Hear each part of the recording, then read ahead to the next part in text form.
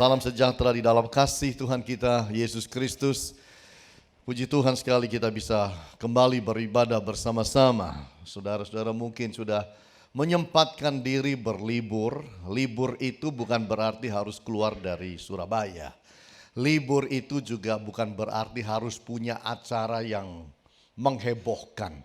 Saudara kalau tidak bekerja itu sama juga dengan libur.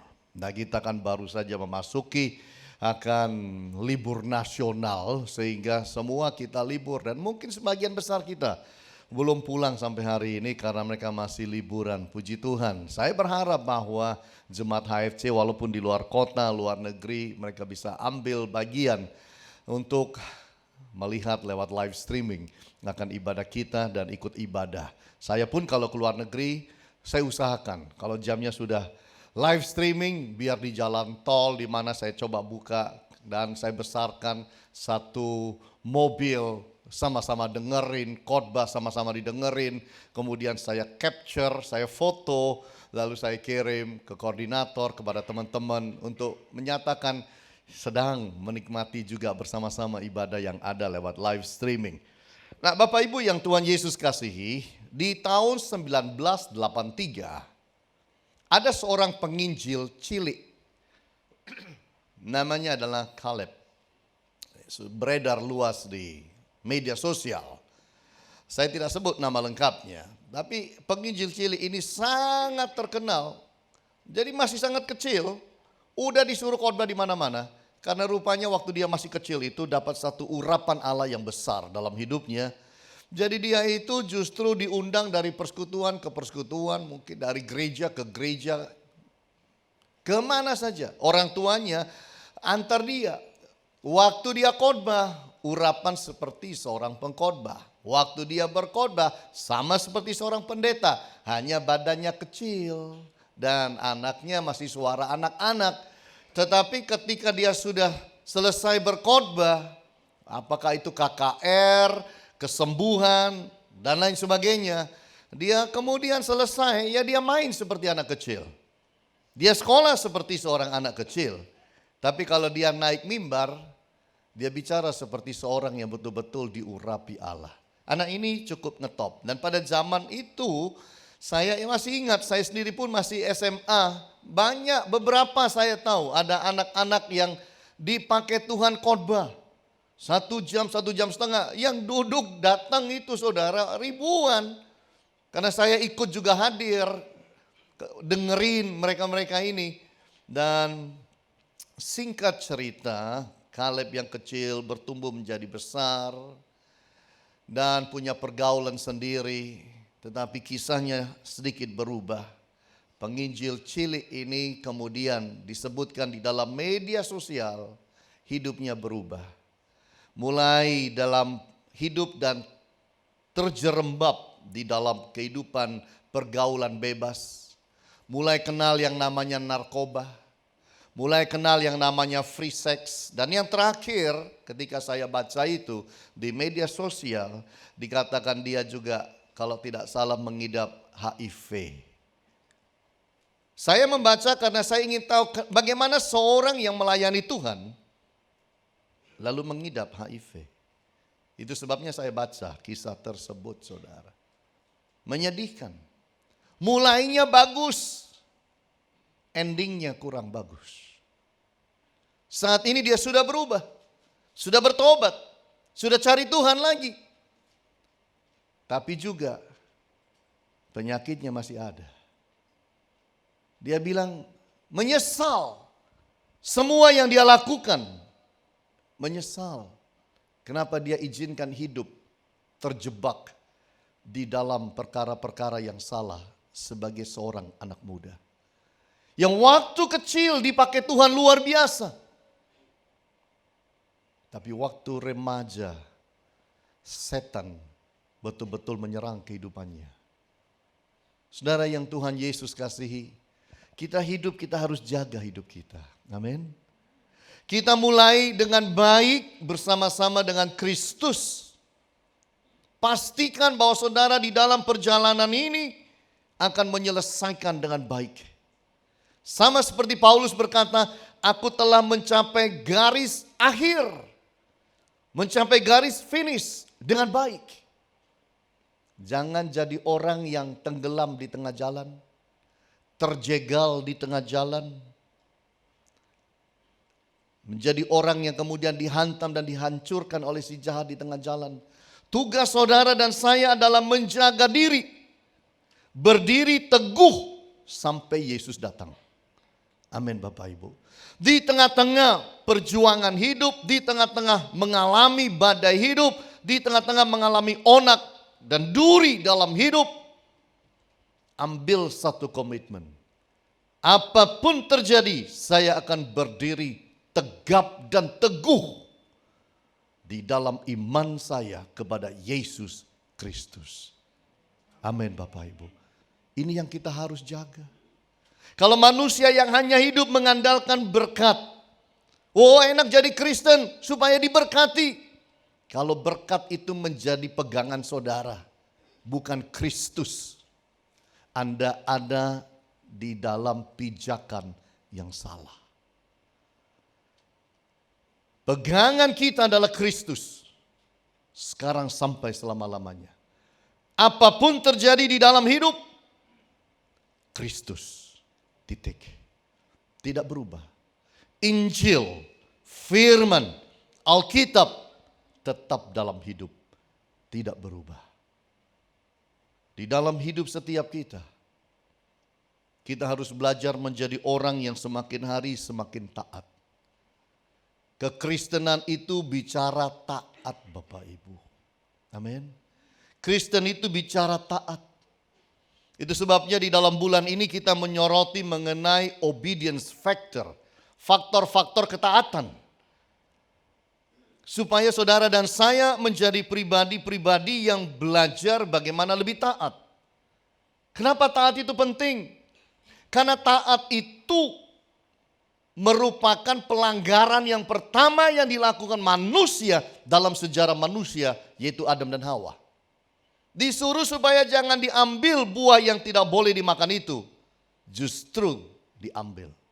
Ketaatan itu sudah menjadi ujian, testing manusia sejak dari awal penciptaan. Manusia itu diminta Tuhan itu adalah taat.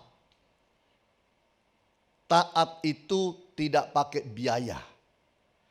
Taat itu adalah bagian hati hidup. Orang bodoh, orang pandai, orang miskin, orang kaya, tidak ada yang tidak bisa melakukan ketaatan. Karena taat itu adalah situasi hati dan pikiran.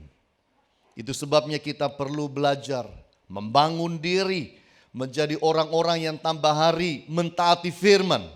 Tahu banyak, belum tentu melakukan. Yang paling indah adalah melakukan apa yang kita ketahui dari firman. Setiap kita harus melatih diri kita.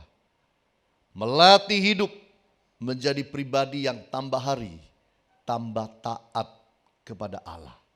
Saudara boleh baca setiap hari 1 fatsal. Saudara boleh baca tiap hari 5 fatsal. Saudara boleh baca 1 hari mungkin 10 fatsal atau lebih.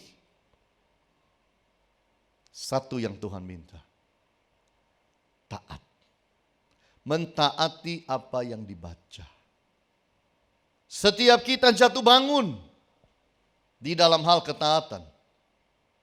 Tetapi kita tidak pernah boleh give up, menyerah. Kalau kita tahu kita salah, berubah, bertobat, taat lagi. Perjalanan kekristenan itu adalah perjalanan mentaati Allah. Karena manusia pertama sudah tidak taat dalam hidup. Itulah yang terjadi dalam hidup kita. Buah dari ketidaktaatan itu terjadi dalam hidup kita. Sejarah manusia seluruhnya sampai sekarang mengalami buah dari ketidaktaatan Adam dan Hawa. Oleh sebab itu, ketidaktaatan selalu ada konsekuensinya. Hari ini kita belajar obedience factor. faktor-faktor yang membawa kita kepada ketaatan. Kita belajar dari dua pribadi yang top. Yang pertama kita belajar dari Abraham. Abraham's obedience factor. Kejadian pasal 22 ayat 9 sampai 14 berbicara mengenai faktor-faktor yang membawa Abraham taat.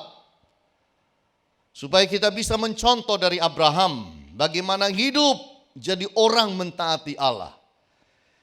Ayat 9, sampailah mereka ke tempat yang dikatakan Allah kepadanya, yaitu Abraham dan Ishak. Lalu Abraham mendirikan mezbah di situ, disusunyalah kayu, diikatnya Ishak anaknya itu, dan diletakkannya di mezbah itu di atas kayu api. Sesudah itu Abraham mengulurkan tangannya, lalu mengambil pisau untuk menyembelih anaknya. Tetapi berserulah malaikat Tuhan dari langit kepadanya, Abraham, Abraham. Sahutnya, ya Tuhan. Lalu ia berfirman, jangan bunuh anak itu, dan jangan kau apa-apakan dia, sebab telah ku ketahui sekarang bahwa engkau takut akan Allah, dan engkau tidak segan-segan. Garis bawahi kata tidak segan-segan untuk menyerahkan anakmu yang tunggal kepadaku. Lalu Abraham menoleh dan melihat seekor domba jantan di belakangnya yang tanduknya tersangkut dalam belukar. Abraham mengambil domba itu lalu mengorbankannya sebagai korban bakaran pengganti anaknya. Dan Abraham menamai tempat itu Tuhan menyediakan. Sebab itu sampai sekarang dikatakan orang di atas gunung Tuhan akan disediakan. Bapak Ibu yang Tuhan Yesus kasih, disinilah kita kagum kepada Abraham.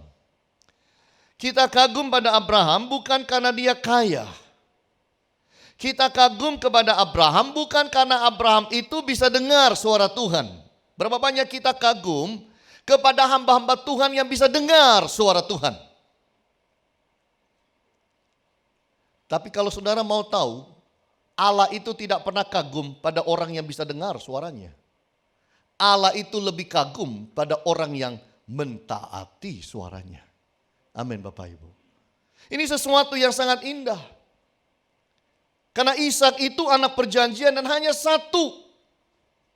Hanya satu anaknya, yaitu anak yang lahir dari Sarah, Ishak. Abraham tahu bahwa anak ini akan menjadi ahli warisnya. Dialah yang disebut Allah sebagai orang yang akan menjadi orang yang besar. Keturunan besar akan lahir lewat dia. Bayangkan pada satu hari, tiba-tiba Tuhan berkata, anak perjanjian itu korbankan buat aku. Coba kalau situasi itu ada pada kita, apa jawab kita? Kita akan bilang, Tuhan, why? Mengapa? Kita akan bertanya kepada dia, Tuhan, tidak salahkah engkau? Kita mungkin akan bertanya pada dia, Tuhan, saya tidak mengerti semua ini. Why? Tapi Abraham tidak demikian. Abraham ketika diperintahkan untuk mempersembahkan anaknya ke salah satu gunung yang jauhnya kira-kira 3 hari perjalanan. Daerah pegunungan Moria. Ke sana Abraham bawa anaknya. Tidak ditunda 3 bulan ataupun 3 tahun. Besoknya langsung dibawa. Mungkin sebagai orang tua tidak bisa tidur. Memikirkan semua yang akan dijalankan dengan mentaati Allah.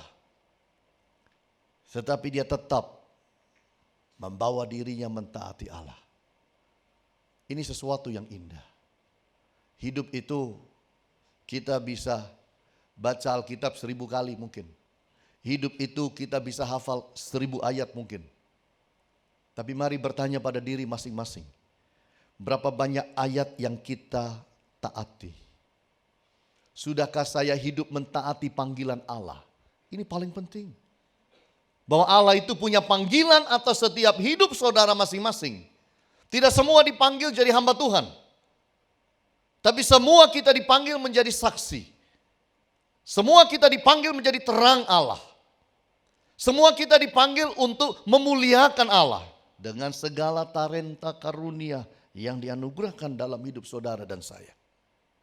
Pertanyaannya, sudahkah saya mentaati dan memakai semua itu bagi Dia? Nah, bagaimana Abraham itu bisa menjadi orang yang taat? Karena dia punya apa yang disebut pengabdian total. Abraham memiliki apa yang disebut sebagai pengabdian total.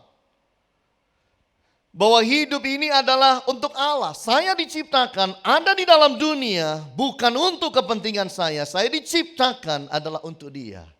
Allah menciptakan adalah untuk Dia. Itu sebabnya kita juga harus punya yang namanya pengabdian total. Bahwa Allah memiliki kuasa penuh atas hidup saudara dan saya. Ini yang kita harus pahami. Dia mau jadikan kita model apapun, itu haknya Tuhan. Amin Bapak Ibu. Kita ini ciptaan. Dia mau angkat, tinggikan, dia mau rendahkan, itu hak Tuhan.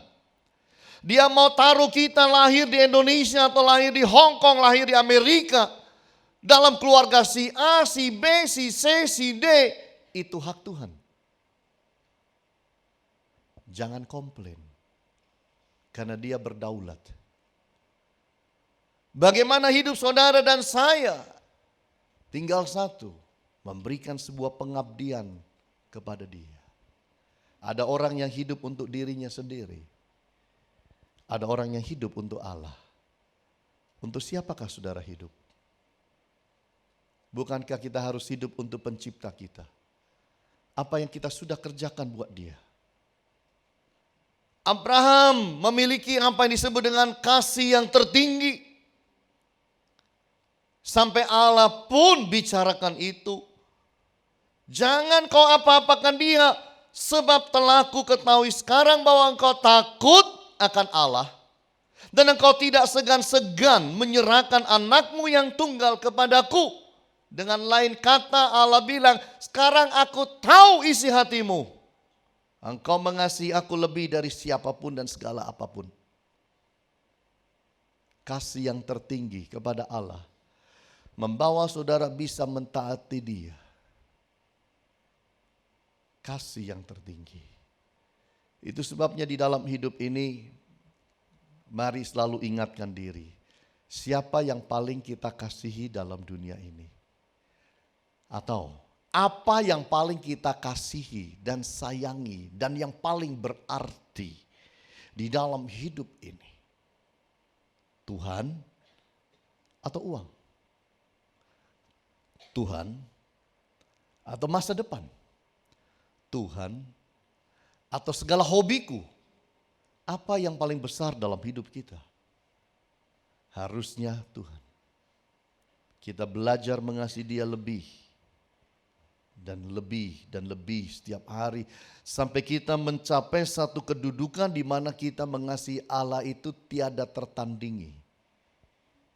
Dengan itu baru saudara dan saya bisa mentaati Allah dalam segala apa yang Dia firmankan. Jaga hati supaya saudara dan saya itu tidak memberhalakan apa-apa yang ada di atas muka bumi. Artinya ada sesuatu di atas muka bumi ini yang lebih penting dari Allah. Hati-hati. Ada sesuatu di atas muka bumi ini yang lebih besar dari Allah. Ada sesuatu di atas muka bumi ini yang lebih utama dari Allah. Hati-hati. Jangan pernah ada. Biarlah Dia yang paling besar ada di dalam hidup kita. Gunanya kita liburan bersama-sama, nasional, massal, adalah supaya kita hidup mendekatkan diri kepada Allah. Ini sebenarnya kan bisa disebut retreat nasional, tapi sendiri-sendiri. di tempat masing-masing dengan kegiatan masing-masing. Tapi di celah-celah semua itu, kita bawa hati kita mendekat kepada Allah. Di tengah kita liburan dan punya quality time dengan family kita, kita bawa hati kita dekat kepada Dia. Kita bawa hati dan hidup ini di dalam bengkel rohani supaya Tuhan itu men-tune up. Supaya kita itu mesin hati kita, spiritual kita diperbaharui. Abraham itu mentaati Allah karena dia punya yang namanya iman yang besar. Karena dia tahu di dalam Ibrani pasal yang ke-11. Dia korbankan Ishak. Karena dia tahu Allah sanggup membangkitkan orang mati. Imannya yang besar membawa dia berani mentaati Allah di dalam satu perintah yang sangat-sangat berat untuk dia jalankan. Mempersembahkan anaknya, anak perjanjian yang ditunggu 25 tahun, baru lahir. Tapi anak itu dia berani persembahkan karena iman yang besar. Apakah tidak ada pertentangan di dalam jiwa Abraham waktu dia mau ambil keputusan mempersembahkan Ishak? Saya yakin ada. Sebagai manusia normal ada. Tetapi satu, dia percaya karakter Allah. Bahwa Allah itu baik.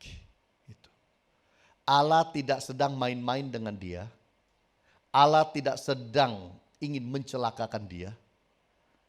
Allah tidak sedang ingin merusak hidupnya.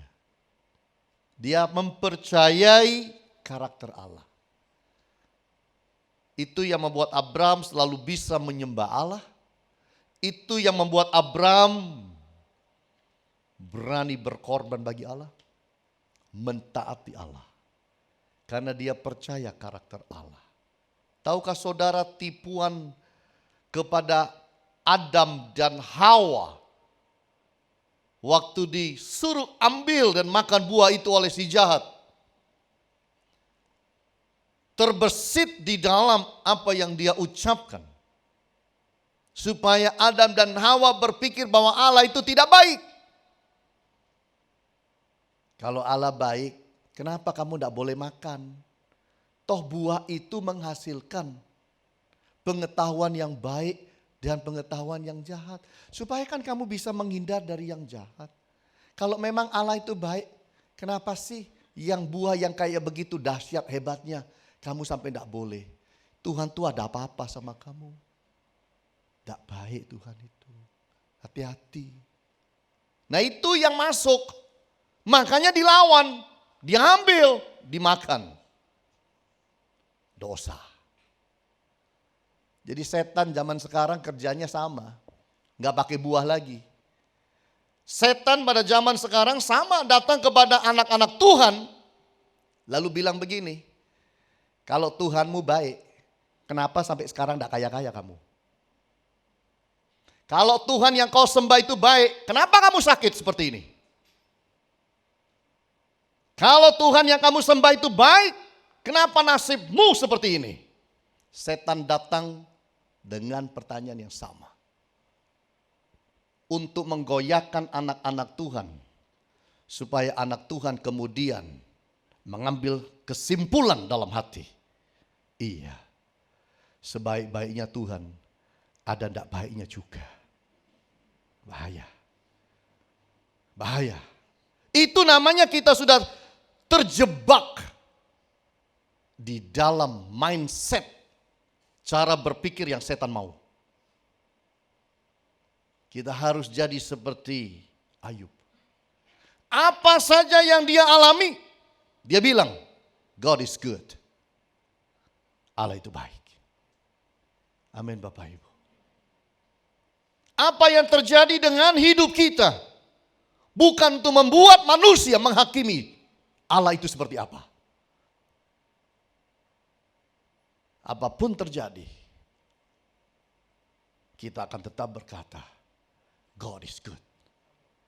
Makan nasi sebutir pun kita akan bilang, my God is a good God. Titik. Tidak akan pernah kita bilang Allah tidak baik. Itulah yang membuat Abraham bisa taat pada Allah. Karena dia percaya karakter Allah. Dia percaya bahwa rencana Tuhan itu baik dalam hidupnya. Walaupun tidak seperti yang kelihatan. Tapi dia tahu satu hal.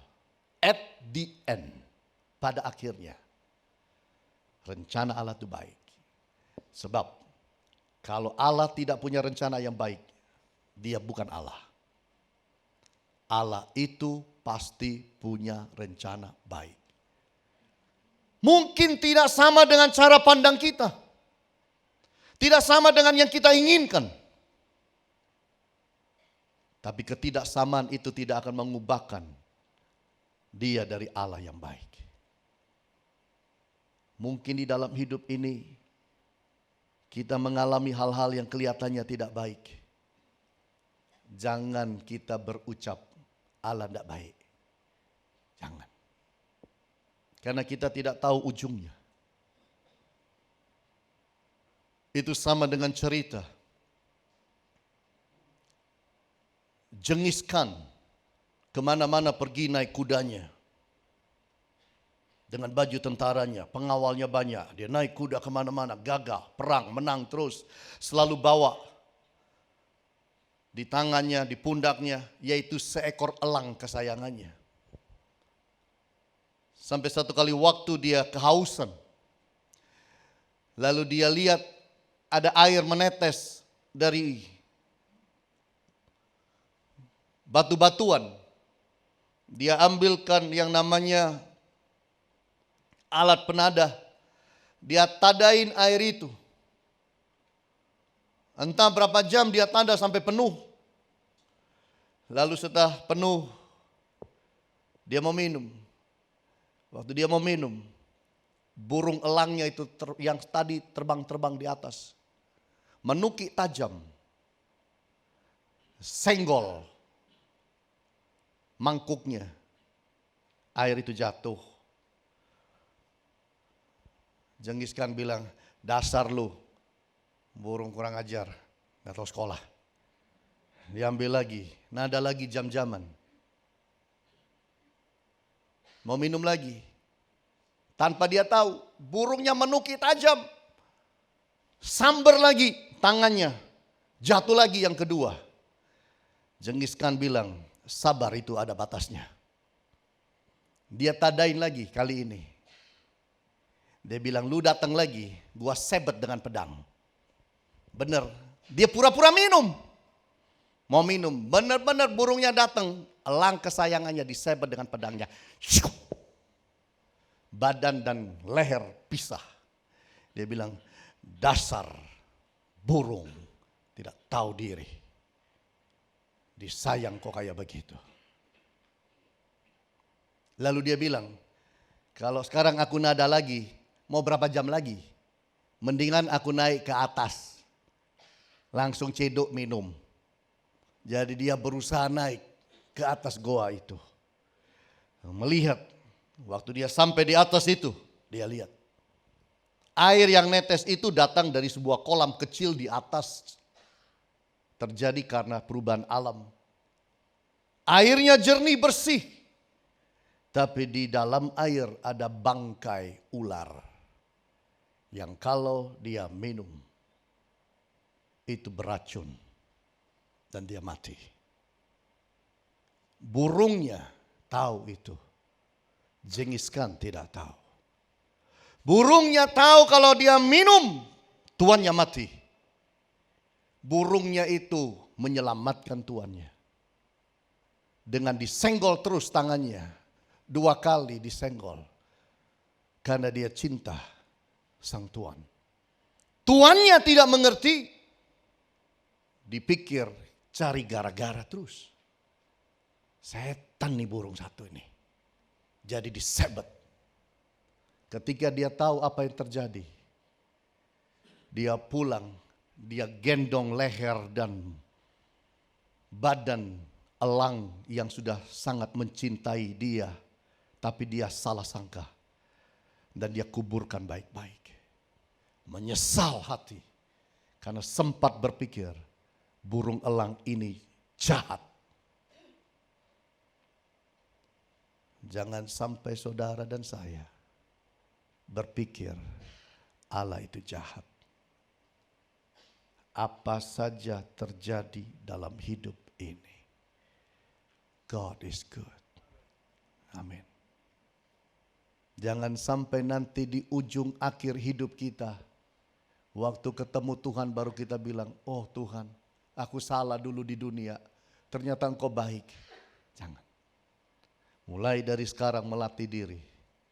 Mengerti tidak mengerti jalan Tuhan, Anda harus bilang, God is good. Walaupun saya tidak mengerti kenapa semua terjadi, one thing I know, God is good. Amin Bapak Ibu. Ini yang harus ada di dalam hidup saudara dan saya. Biarlah hati kita jaga untuk tetap bisa ada di dalam ketaatan. Pada tahun 1914, yang namanya kapal besar Titanic tenggelam. Tidak beberapa lama setelah itu, ada kapal lain namanya Monroe tenggelam. Periksa punya periksa karena kaptennya selamat. Tapi 41 anak buahnya mati kedinginan di Laut Atlantik pada waktu winter musim dingin. Kaptennya ini kemudian diadili 5 jam. Lalu ketahuanlah, ternyata kaptennya itu tidak menjalankan kapal dengan baik. Di dalam jalur yang baik dan benar. Karena sang kapten itu punya kompas. Kompasnya itu tidak diservis secara berkala. Sehingga kompasnya itu miring 2 derajat. 2 derajat saja. Tapi 2 derajat kalau jarak dari sini ke situ tidak kelihatan. 2 derajat di dalam perjalanan yang jauh itu bisa berpisahnya jauh. Tidak lurus, jauh. Sedikit tidak taat akan membawa engkau lebih tidak taat, lebih besar lagi. Dan melenceng lebih lagi dan lebih lagi dan lebih lagi. Hati-hati. Jaga hati. Ini kompas spiritual kita. Jaga hati supaya tidak melenceng dari Allah. Karena akhir zaman terlalu mudah manusia melenceng. Hanya saudara yang bisa jaga kompas batin saudara untuk bersih murni di hadapan Dia. Jaga itu dengan ketaatan. Yang kedua kita lihat bersama-sama. Kalau tadi kita belajar mengenai Abraham, yang kedua kita belajar mengenai Yesus. Jesus obedience factor. Faktor-faktor ketaatan Tuhan Yesus Kristus. Dalam Filipi pasal 2 ayat 5 sampai 10. Hendaklah kamu dalam hidupmu bersama menaruh pikiran dan perasaan yang terdapat juga dalam Kristus Yesus, yang walaupun dalam rupa Allah tidak menganggap kesetaraan dengan Allah itu sebagai milik yang harus dipertahankan, melainkan telah mengosongkan dirinya sendiri dan mengambil rupa seorang hamba dan menjadi sama dengan manusia. Dan dalam keadaan sebagai manusia, Ia telah merendahkan dirinya dan taat sampai mati, bahkan sampai mati di kayu salib. Itulah sebabnya Allah sangat meninggikan Dia dan mengaruniakan kepadanya nama di atas segala nama, supaya dalam nama Yesus bertekuk lutut segala yang ada di langit dan yang ada di atas bumi dan yang ada di bawah bumi. Indah ayat-ayat ini bicara kesetaraan Yesus dengan Allah. Tapi kesetaraan ini dikosongkan. Ambil rupa manusia, hidup seperti manusia, bekerja seperti manusia, melakukan aktivitas seperti manusia, tapi tetap hidup di dalam ketaatan kepada Allah. Nah, apa yang membuat Yesus waktu dia 2000 tahun yang lalu bisa mentaati Allah Bapanya? Yesus memiliki hidup dengan Allah setiap hari. Yesus membangun relationship dengan Allah setiap hari. Saudara hanya akan bisa mentaati orang yang mana saudara punya relationship tiap hari. Yesus membangun bonding, yaitu adalah ikatan. Ikatan batin dengan Allah. Saudara harus belajar membangun ikatan batin secara spiritual dengan Allah setiap hari. Bonding antara seorang ibu dengan bayinya itu terjadi pada 12 jam pertama. Begitu anak itu lahir, harusnya anak itu ada di dalam dekapan ibu. Tapi seringkali kita lihat anak ini dibebet lalu dipisahkan dari ibu. 12 jam pertama, dosen saya antropologi mengajarkan inilah kesempatan bonding ibu dan anak.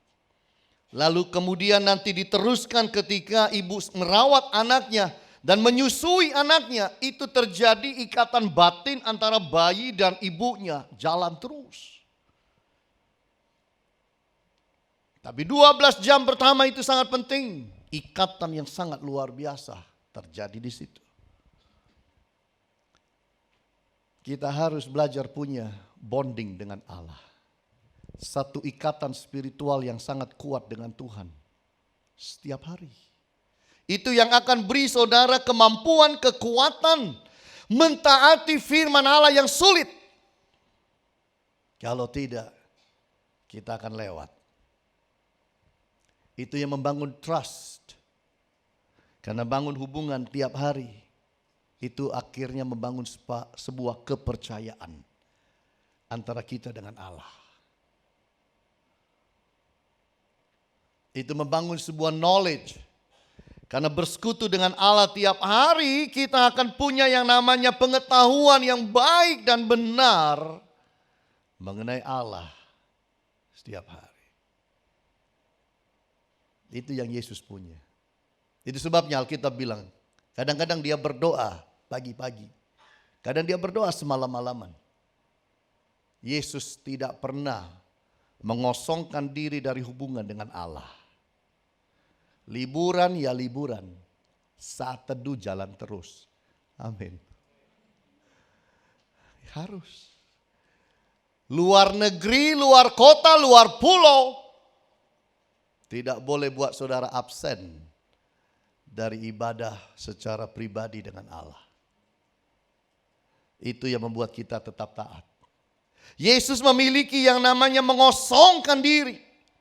Mengosongkan dari kehebatan, kemewahan yang dia miliki secara spiritual sebagai anak tunggal Allah. Itu dilepas. Dia kosongkan diri untuk jadi rendah hati. Dia kosongkan diri dari semua itu. Kita harus belajar mengosongkan diri dari segala bentuk kesombongan. Manusia itu gampang sombong. Siapapun dia, hamba Tuhan juga gampang sombong. Itu sebabnya kita harus belajar mengosongkan diri. Bagaimana sih Pak Hani masuk hadirat Tuhan? Saya masuk hadirat Tuhan itu tidak datang sebagai gembala senior. Ya Allah, Inilah gembala senior Happy Family Center menghadap hadiratmu. Tidak laku. Saudara nggak bisa menghadap Allah itu sebagai komisaris. Bapa di sorga, saya komisaris utama PT ini ABCD. Nggak laku.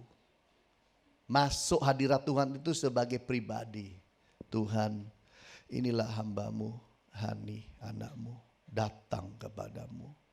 Mau berdoa dan cari hadiratmu. Dengarlah hambamu, bawalah hambamu masuk hadiratmu. Saya datang sebagai Hani. Jangan datang sebagai orang kaya. Jangan datang sebagai orang pinter. Datang sebagai orang yang mengosongkan diri dalam hadirat Allah. Itu yang penting. Kita harus belajar dalam hidup ini menghormati otoritas. Yesus menghormati otoritas Allah. Mentaati itu artinya menghormati otoritas. Kalau saudara tidak mentaati berarti saudara tidak menghormati otoritas Allah. Taat itu kelihatannya sepele. Ketidaktaatan kelihatannya sepele. Tetapi sebenarnya kaitannya sangat besar dalam hidup ini. Itu sebabnya kita harus belajar mentaati Allah, menghormati Allah. Karena taat itu adalah siapa Anda di hadapan Allah. Allah lihat saudara dan saya itu, dia hanya lihat, ini taat, ini enggak. That's it. Simple. Ini anakku, tapi tukang berontak. Ini anakku, nurut, taat. Kira-kira kalau doa mana yang dijawab duluan? Doa seorang anak pemberontak atau anak yang taat? Jelas yang taat lah. Saudara kalau punya anak 10, 9 pemberontak, 1 nurut taat sama saudara. Kalau ada permintaan, yang mana yang didahulukan kalau sudah begini? Jujur ajalah sebagai orang tua. Pasti hatimu pada anak yang taat. Betul nggak? Sama. Bapa di sorga itu sama. Kita harus menghormati otoritas Allah yang tertinggi. Menghormati kuasa Allah yang tertinggi. Menghormati bahwa jalan Allah itu yang sempurna. Di dalam hidup. Banyak hal bisa terjadi di dalam masa lalu kita. Kegagalan, kekecewaan, frustasi. Tapi kalau kita lihat ke belakang, kita bilang apa? Untung puji Tuhan. Tuhan tidak nuruti jalanku. Tuhan melakukan rencananya atas hidupku. Dulu saya ini kan pernah jatuh cinta sama gadis bule. Pikir saya, ya udah ini jodoh saya. Bule, matanya biru, rambutnya pirang, badannya langsing, anak pendeta lagi. Udah seneng saya. Itu kalau jadi, sorry Bapak Ibu, gak pulang Indo. No HFC, no Happy Family Center. Udah seneng. Orang tuanya undang saya nginep di rumahnya Natal. Dikasih hadiah. Tetapi kemudian kayaknya berubah pikiran. Gak jadi gitu. Saya ditolak. Sakitnya tuh di sini.